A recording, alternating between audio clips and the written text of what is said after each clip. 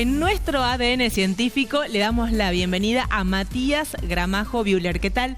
Un gusto recibirte. Hola chicos, muchas gracias. La verdad que muy contento en venir y en participar. Bueno, Matías es, les cuento a los que no lo conocen, es investigador, arqueólogo, docente y realiza estudios súper importantes sobre los primeros pobladores del noroeste argentino. Contanos un poquito acerca de estas expediciones, Matías, cómo surge la idea de estudiar en esta altura los primeros pobladores del noroeste. Sí, más que los primeros, estamos dentro de un equipo o participo dentro de un equipo de investigación que investigamos en Tucumán, en la provincia de Tucumán, específicamente en el área del Infiernillo, en la Quebrada de los Corrales, y es un área arqueológica que sí tiene una larga secuencia ocupacional de hace 8.000 años atrás, donde sí están registrados las primeras ocupaciones humanas. Yo específicamente me concentro más en otro rango temporal, que es los grupos aldeanos o agroalfareros de hace 2.000 años atrás. Pero dentro de todos los participantes del equipo tocamos distintas temáticas, desde cazadores-recolectores, con una economía extractivista y móviles, hasta grupos aldeanos, agroalfareros, sedentarios.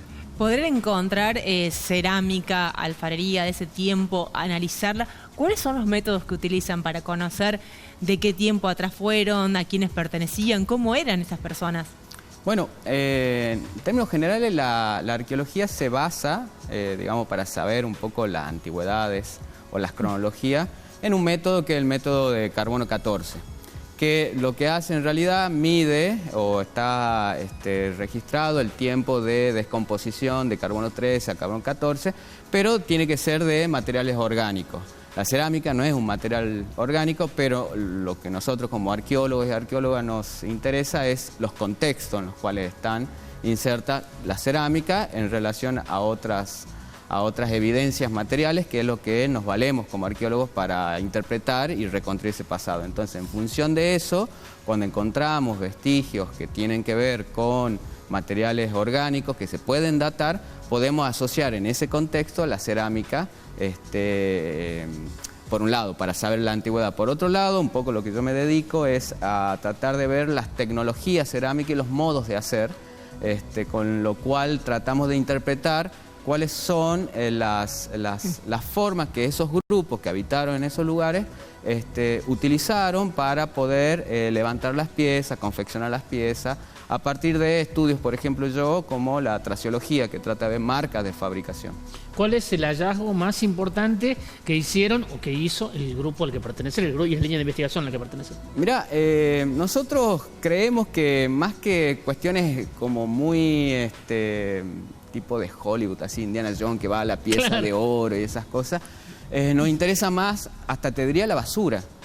Porque la basura, por decirlo así, o las pequeñas cosas, son los que a nosotros nos sirve para poder interpretar cómo vivían las personas.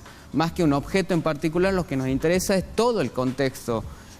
Y dentro de todo eso tenemos, no sé, una aldea con más de 50 casas, por decirlo así, estas aldeas tafí, con circulares, con patios circulares, con adosados. Y dentro de esta gran aldea vamos encontrando distintos vestigios materiales que nos hablan a nosotros, que nos pueden contar esos vestigios materiales de cómo vivían. Y para atrás estamos encontrando también punta de proyectil y todo una gama de utillaje que nos sirven a nosotros para poder tratar de saber cómo vivían estos grupos en el pasado. O sea, no nos vamos al objeto, sino nos vamos a los contextos en términos generales. Muy bien. Ahora, la parte de la expedición, sí, que sería el trabajo de campo, claro, ¿cómo es y por qué lo eligen, no? Porque por ahí uno se imagina al investigador más en un laboratorio y más tranquilo, y de repente ustedes a veces se van de campo de estos viajes y en condiciones bastante poco favorables, ¿no? Sí. Desde el clima, la altura. ¿Cómo es un viaje de ustedes? Sí. A ver, está bueno también hacer como un enmarque de esto. Nosotros no es que nos levantamos un día y decimos, bueno, vamos al campo y vamos a excavar. Claro. Hay como procesos previos. El primer proceso es tener una pregunta y preguntarnos qué queremos contestar, digamos, o qué queremos ir a ver, o qué queremos recuperar, qué información queremos recuperar para poder reconstruir ese pasado. A partir de esa pregunta lo que tenemos que hacer son pasos formales también, es decir, pedir permiso a las autoridades competentes que nos autoricen a nosotros, a nuestro grupo de investigación, para recién poder ir al campo. Y una vez que vamos al campo, que es la pregunta, la verdad que nosotros estamos en un lugar que es bastante agreste, no tenemos ni señales de celular, dormimos en carpa, a diferencia de otros grupos que investigan en otros lugares, que tienen capaz que la accesibilidad un poco mejor, y pasar 20 días, ahora nos estamos yendo, el 25 de septiembre nos estamos yendo al campo, y pasar 20, 25 días en esas condiciones, lo que hace es reforzar primero el amor por la profesión. Por este tipo de práctica profesional, que no solamente el arqueólogo sale al campo, hay arqueólogos que se dedican solamente a laboratorio o a analizar archivos, hay un montón de variables, pero en el trabajo de campo que hacemos nosotros en particular, la verdad que es una aventura, eso sí es verdad. Hay que tener todos los cuidados con los cuales nos capacitamos también, con cursos de primeros auxilios, con cursos de trabajo en zonas agrestes, porque bueno, puede pasar un imprevisto. O sea, no solamente tenemos que ser arqueólogos, sino tenemos que conocer otros tipos de ¿A qué altura están ahí en el Infiernillo? Y estamos a una mínima de 3.000 metros sobre el nivel del mar, y hay lugares o sitios que están a 3.400, 3.500 metros. Recién mencionabas a Indiana Jones, y uno cuando es chico y ve y hablan de arqueología, lo primero que se te viene a la cabeza es eso, el peligro. Recién hablabas de esto de capacitarte. ¿Han vivido peligros en alguna de estas expediciones que hacen?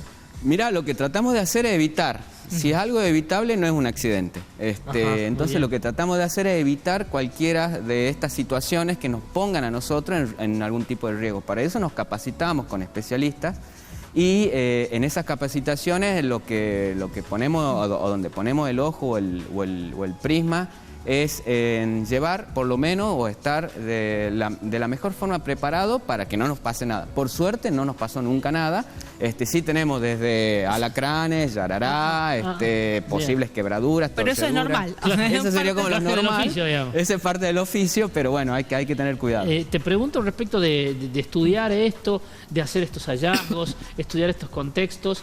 ¿En qué nos podría servir nosotros que estamos tal vez alejados de la arqueología, de la investigación, somos simples periodistas? ¿De qué nos sirve a la ciudadanía todas estas investigaciones tan importantes que hacen ustedes? Mirá, recién lo decías en esto un poco, que se puso en crítica a los organismos científicos. Ciencia aplicada, etcétera, sí. O los organismos de investigación, y por lo menos desde mi visión yo creo que la arqueología socialmente útil tiene una función social, que es no solamente contestar preguntas del pasado o en relación al pasado para construir o reconstruir ese pasado en relación a una identidad, sino también para conservar la memoria.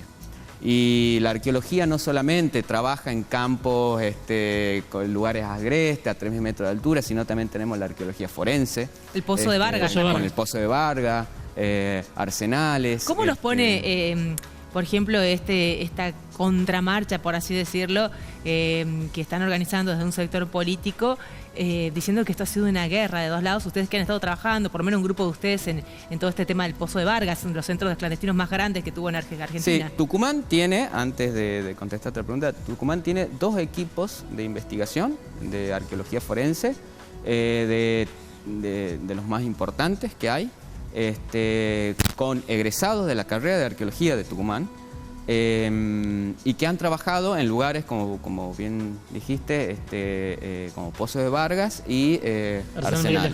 Sí. Nosotros tenemos una formación, no solamente una formación académica, sino también política, en relación a nuestro posicionamiento con respecto a estas tipo de marcha o este tipo de declaraciones, con lo cual la arqueología socialmente útil tiene un rol que cumplir ahí, no solamente trayendo a la memoria para que esto no se repita, sino también aportando evidencia fáctica de lo que sucedió, y para contrastar justamente todas estas cosas que se dicen de guerra, de los 2 demonios, estas teorías de los 2 demonios. Entonces creo que la formación que tenemos acá en Tucumán, y de los profesionales que trabajan, profesionales arqueólogos y arqueólogos que trabajan en estos 2 grandes equipos de investigación, uno es el IGIAT y el otro el CAMIT de Tucumán, tienen una responsabilidad, la cual están cumpliendo cabalmente, en llevar adelante, o en por lo menos tratar de romper estos tipos de discursos de los dos demonios de esta guerra, aportando realmente a causas como perito con evidencia fáctica de muchos años de investigación. Pero el hecho de que pase esto, ¿no? Después de tantos años, por ejemplo, una marcha hablando de la guerra, de que fue una guerra, de que hubo víctimas de los dos lados, o sea, ¿cómo lo tomás en lo personal? ¿Si lo tomás como un retroceso? ¿Te imaginabas que podía llegar a pasar algo así? Bueno, hay muchas aristas. En lo personal lo tomo como un lugar como que hay que empezar a volver a discutir fuertemente qué nos está pasando como sociedad para que estos tipos de discursos vuelvan a aparecer. No es casual tampoco que aparezcan figuras como Milei,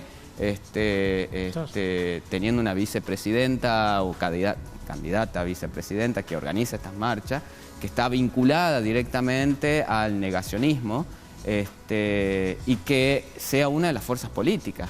Entonces yo creo que nosotros como cientistas sociales y sobre todo como arqueólogos que tratamos de reconstruir ese pasado con evidencia fáctica, pero además de eso mantener viva la memoria, tenemos una responsabilidad social a la hora de no solamente actuar, sino también de hablar, de difundir, de accionar. No nos podemos quedar solamente en la parte académica, sino tenemos que salir a la sociedad para que estas cosas no sigan pasando. Seguramente hay gente que te está viendo y algunos chicos también que están decidiendo qué estudiar. ¿Por qué le recomendarías a alguien que estudie arqueología? Te noto una persona muy apasionada por la arqueología, por cómo lo mencionas. ¿Por qué le recomendarías a alguien, si es que lo querés hacer, de que estudie arqueología?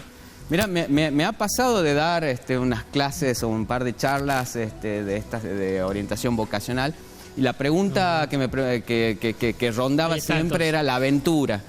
Y un poco acá hemos hablado que más allá de la aventura hay mucho por detrás que puede aportar la arqueología, pero a mí en lo particular me llamó la aventura. De hecho, esa idea de un arqueólogo yendo al campo, para nosotros todos los días es una aventura, no solamente en el campo, sino también salir a la sociedad, dar clases. Yo como docente doy clases y enfrentarme a los chicos y a las chicas es una aventura de poder transmitir estos conocimientos para poder reconstruir ese pasado de una forma más co-construida, es decir, escuchando otros tipos de voces también y escuchando otras líneas de pensamientos también.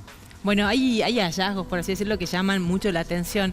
Me estoy acordando del caso de las momias de Salta, tan bien conservadas, que la gente admira muchísimo. O hace poco, por ejemplo, hablábamos de lo que sería un antecesor de una ballena, por ejemplo, que encontraron los restos en Perú, donde en algún momento hubo un mar, digamos. Claro. Estos hallazgos hacen que como que la carrera realmente apasione a los arqueólogos, ¿no? Sí, no solamente eso, sino que la arqueología es una ciencia dinámica que nos posibilita poder poner en discusión permanentemente todas esas ideas o esas formas de pensar que se tenía sobre un hecho en el pasado. Por ejemplo, cuando se hablaba de cazadores-recolectores, se pensaba que el que cazaba era el hombre. Y no hace mucho se encontraron restos óseos humanos pertenecientes a una mujer asociado a todo un conjunto, un kit de instrumentos dedicados a la caza. Entonces, volver a preguntarse sobre esas cosas que están estancas en el pasado, sobre si realmente eran los hombres o la mujer, o sea, deconstruir también. Si eran tan amas de caza como se pensaba, claro, o andaban cazando igual. A su vez, sobre eso también se está deconstruyendo la forma de pensar como las actividades domésticas, no solamente orientadas a la mujer, sino como un lugar bastante más con menos implicancias sociales, siendo que las actividades domésticas son actividades necesarias para que si nadie está cumpliéndola no pueden existir otro tipo de actividades como, no sé, la metalurgia. Es decir, alguien tiene que cuidar a los viejos, alguien tiene que cuidar a los niños, alguien tiene que cocinar. Y si alguien, no estoy diciendo que sea ni mujer ni varón, digo, alguien tiene que hacer esas actividades domésticas. Entonces, la arqueología lo que viene a hacer es no solamente aportar nuevos datos, sino también aquellos datos o aquella historia ya escrita, poder deconstruirla desde otra mirada. Entonces, la verdad que es dinámico y es apasionante justamente entrar en esa dinámica. Bueno, Matías, te agradecemos muchísimo por habernos visitado aquí en Ventana a la Ciencia y bueno, seguramente te vamos a tener nuevamente para que nos sigas contando cosas. Un placer, muchas gracias. Pausa y ya volvemos con la última parte de Ventana a la Ciencia.